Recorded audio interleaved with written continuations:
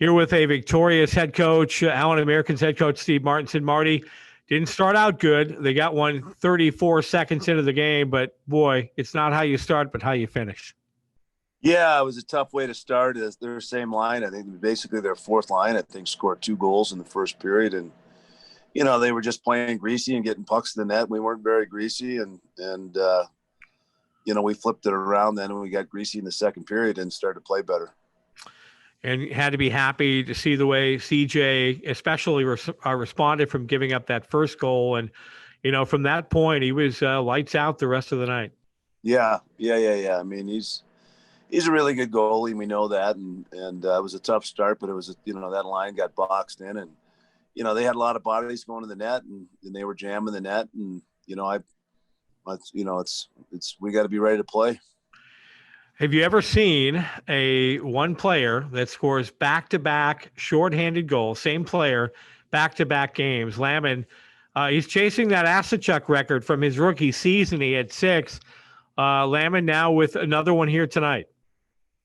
Well, he's kind of our defensive specialist, and I kind of left him on the bench for the last 3 or 4 minutes so he'd be ready to go the last minute. And, he wins draws, does all the little stuff right, skates, and gets pucks out, gets pucks in, and you need that. You need guys that, like that to be able to seal wins.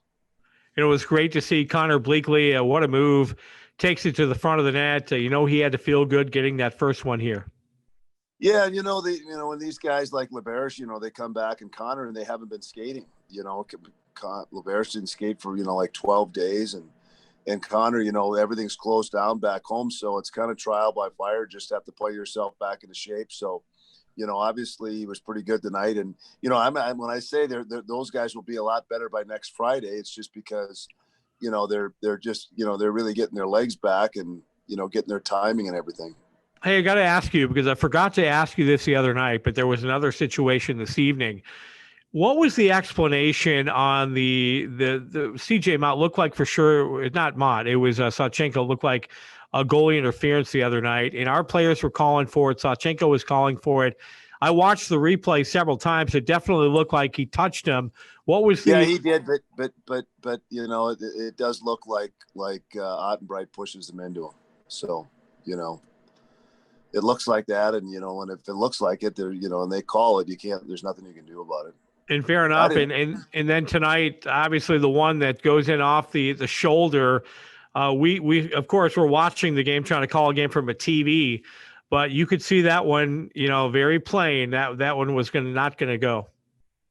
Yeah. So, he's in the crease and goalie interference and all that stuff. So, but to give those guys credit, I mean, that's what they were doing. They were getting bodies and traffic to the net and getting pucks to the net. And, that paid off for them.